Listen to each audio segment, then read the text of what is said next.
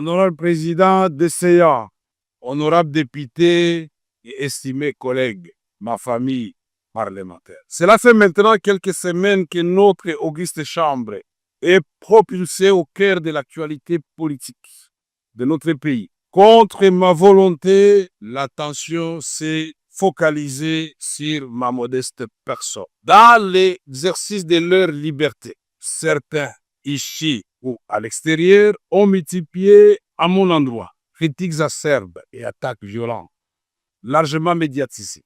Mais d'autres, nombreux, m'ont témoigné leur amour et leur soutien. Aux uns et aux autres, je tiens à dire merci infiniment. Fort malheureusement, ce débat, si la déchéance éventuelle de quelques membres du bureau de l'Assemblée nationale a fini par occulter les véritables défis prioritaires auxquels notre pays est confronté à ce moment. Ce sont pourtant ces défis qui cristallisent les attentes du peuple que nous représentons et qui donnent à notre action toute sa substance patriotique. L'unité nationale, la cohésion, la défense de la souveraineté et de l'intégrité territoriale, le progrès social et économique. Voilà ce qui devrait capter toute notre énergie. Je me réjouis que la plénière d'aujourd'hui mette un terme à cette parenthèse afin que, dès demain, nous retrouvions le chemin de l'essentiel. Conjuguer nos efforts pour répondre aux attentes légitimes du peuple qui nous a mandatés ici. L'essentiel, c'est aussi de se rappeler qu'au moment où nous discutons ici, il y a des populations de l'Ituri, du Nord Kivu, du Sud Kivu, en communion avec les restes des populations congolaises qui payent le plus lourd tribut d'une guerre injuste qui nous est imposée. L'essentiel, c'est encore de garder à l'esprit qu'il nous reste de nombreuses batailles à mener et de nombreux défis à relever, au premier rang desquels le chômage et la pauvreté.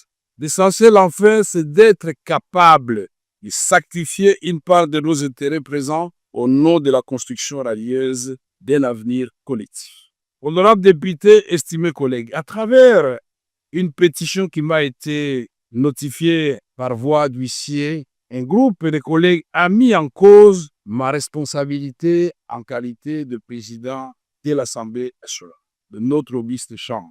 Une lecture minutieuse de cette initiative montre que l'essentiel des préoccupations soulevées par mes collègues pétitionnaires porte sur le traitement réservé aux honorables députés et la gouvernance de l'Assemblée nationale. Au nom du principe de redevabilité, auquel je suis profondément attaché, et qui constitue un fondement de toute société démocratique, je me suis soumis à cette procédure mise en place, comme l'a si bien dit mon petit frère et ami Peter Kazadi, président de la commission.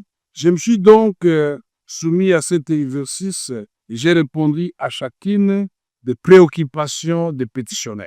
19 septembre 2025 devant la commission spéciale et temporaire instituée à cet effet. Pièce contre pièce, j'avais promis au président de la commission et aux membres de la commission que le lendemain, j'amènerai 3 documents qu'ils avaient demandé. Premier document pour justifier tous les fonds d'avril 2024 jusqu'au mois d'août de cette année. Deuxième document, les règles générales pour la sortie des fonds. Et troisième document, c'était de preuve que cela a été fait comme cela. Ces documents ont été remis au président séance tenante devant le membre de la commission. Au terme de l'article 31 du règlement intérieur de notre chambre, la responsabilité d'un membre du bureau, y compris celle du président, ne peut être mise en cause que par l'initiative exclusive des députés nationaux. C'est-à-dire que le quorum de recevabilité lié au nombre de signatures ne peut être apprécié qu'à condition que la qualité de chaque signataire soit indiscutablement établie. Dans les cas contraires, par bon sens et par droit, l'initiative est frappée d'irrégularité et ne saurait produire aucun effet. Or, dans le cas présent, comme je l'ai relevé devant la commission, la pétition sous examen est entachée d'irrégularité. Le cas le plus flagrant réside dans le fait qu'elle n'est pas l'œuvre exclusive des députés nationaux. Honorables députés, estimés collègues, mieux que quiconque, porté par la conviction et l'amour de la patrie, j'ai activement œuvré à l'avènement d'une alternance pacifique dans notre pays et en faveur de son Excellence, M. Félix Tshisekedi Tshilombo, président de la République et chef de l'État. Aujourd'hui, je me réjouis de constater que nombreux de ceux qui nous ont rejoints et ont épousé cette conviction que nous étions si peu à partager à son temps, celle d'une refondation de notre État autour du président Félix Antoine Tshisekedi Tshilombo. J'ai consacré l'essentiel de ma vie à la recherche de la consolidation de la paix, ainsi qu'à l'amélioration des conditions de vie de notre population. Je voudrais vous rassurer, je ne suis animé ni de colère, ni de ressentiment envers qui que ce soit.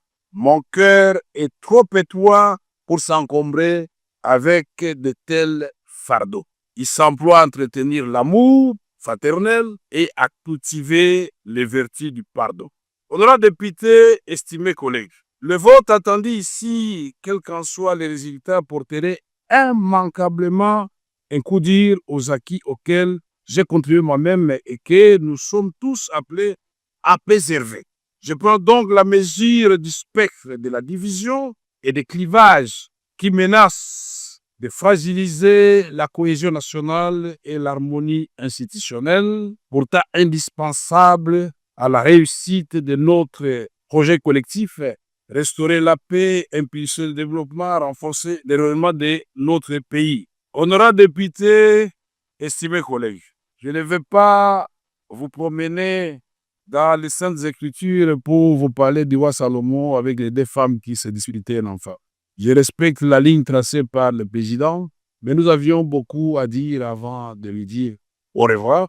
Honorables députés, estimés collègues, à vous, j'estime mon amour fraternel et ma gratitude sincère pour le moment partagé au service de notre beau pays.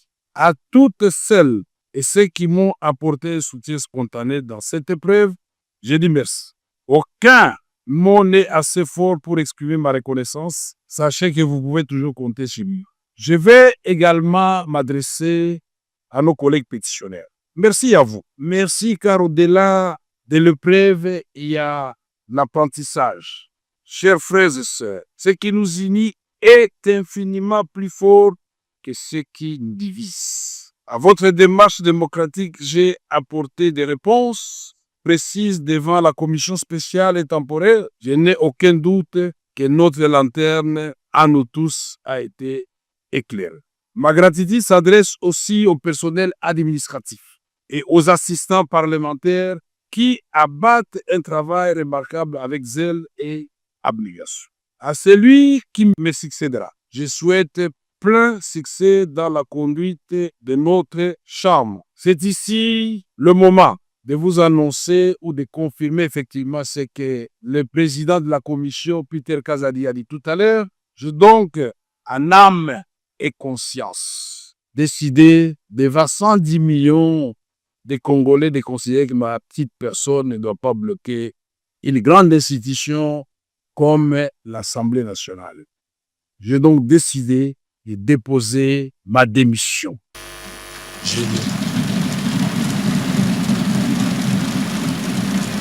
Que l'Éternel, Dieu des armées, miséricordieux, accorde la sagesse, la force nécessaire à celui qui va me succéder. Pour relever ce grand défi, je vous invite, vous tous, à lui apporter tout votre soutien. Enfin, un mot pour notre jeunesse parlementaire, pour lequel nous avions institué désormais un réseau de jeunes. Chers jeunes députés, vous êtes à la fois le présent et l'avenir de notre nation. Soyez toujours conscients de cette responsabilité. Ne commettez pas nos erreurs. Travaillez avec acharnement et discipline. Vivez pour l'histoire, chers jeunes. Que Dieu bénisse la République démocratique du Congo et son peuple et ses institutions, Que Dieu nous bénisse tous et que la nation triomphe. Merci.